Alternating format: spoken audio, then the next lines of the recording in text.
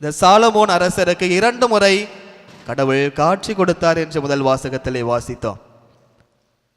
அந்த இஸ்ரேல் மக்களை வழிநடத்தக்கூடிய ஒரு மாபெரும் அரசராக அவரை உயர்த்தினார். அவருக்கு ஞானத்தை கொடுத்தார். மக்களை வழிநடத்தக்கூடிய அனைத்து விதமான ஆசீர்வாதங்களை கொடுத்தார். தன்னுடைய கண்ணின் மணி போல அவரை காத்து வழிநடத்தினார். ஆனால் அவர் என்ன செய்தார்? தன்னுடைய மனைவியினுடைய பேச்சை கேட்டு மற்ற தெய்வங்களை, பிற தெய்வங்களை, புறவினத்து தெய்வங்களை அவர் வழிபட்டு செல்கின்றார். ஆண்டவரை விட்டு அவர் மீது நம்பிக்கை வைக்காமல் அவரை விட்டு விலகியவராக வேற்று தெய்வங்களை நோக்கி செல்கின்றார்.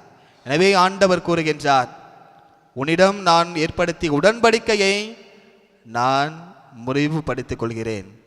அன்பார்ந்தவர்களே, எப்படி அந்த சாலமோன் அரசர் வேற்று தெய்வங்களை நோக்கி சென்றாரோ, ஆண்டவர் மீது நம்பிக்கை வைக்காமல் சென்றாரோ, நம்முடைய வாழ்க்கையிலும் ஒரு சில நேரங்களில் நாமும் அப்படித்தான் இருக்கின்றோம்.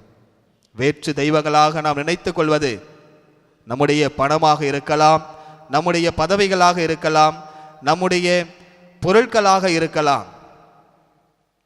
இதெல்லாம் ஆண்டவரை விட்டு நம்மை வெளியே ஏற்றுகிறதோ, ஆண்டவரிடம் வராமல் நம்மை எதெல்லாம் நம்மை பற்றி இழுக்கிறதோ, அது அனைத்துமே வேற்று தெய்வங்களாகத்தான் நாம் கருத வேண்டாம். ஆண்டவர் மீது நம்பிக்கை வைக்காமல் தான் அந்த பொருட்களின் மீதும், அந்த பணத்தின் மீதும், அந்த பதவியின் மீதும், அதிகாரத்தின் மீதும் நாம் சில நேரங்களில் அந்த அதிகாரத்தை, ஆண்டவர் மீது உள்ள அந்த நம்பிக்கையை இழந்து அதன் மீது நம்பிக்கை வைக்கின்றோம்.